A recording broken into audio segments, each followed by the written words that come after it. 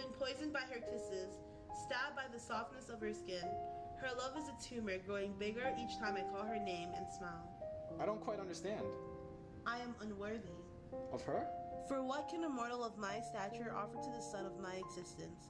I have nothing in my possessions but a burdenous heart filled with pennies and a silhouette of my dimming youth.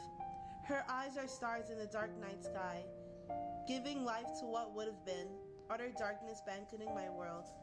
When the weight of life pressed upon my chest, suffocating the air I longed to breathe, and when I was about to surrender, the last gasp of oxygen in my lungs, she was the one who lifted the cages that pressed upon these ribs, lent me a vision through the sockets of her eyes, and reminded me how lovely it was to live and to be loved. But who am I to keep such beauty wrapped up in these arms, barely capable of sustaining an attempt to life such as my own? No, her eyes were born to see things that I will never be able to offer. She's a luxury I do not deserve, and yet, every time my eyes wander upon hers, like a zealous fool with his riches, I could not help but stow her away in a dream of an eternity.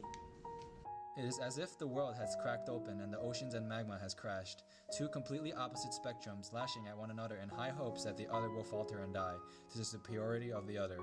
Cognitive dissonance, the feeling of distraught, when two conflicting opponents in the mind are unable to settle their disputes. It is a war between the ego and your id, between your morality and your desires, and the words in which you speak from, spewed from the mouth of the superego. To love one so dearly, one would rather see her smile because of another. It is a paradox, is it not? I love her too much to not let her go.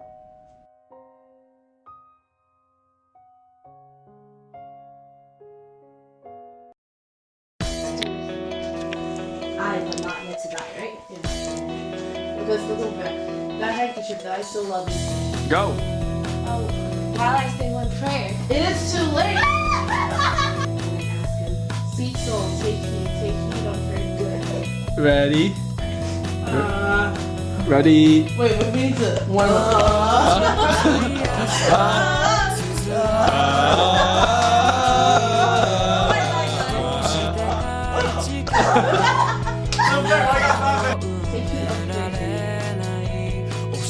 That's right. Give me the script, you need.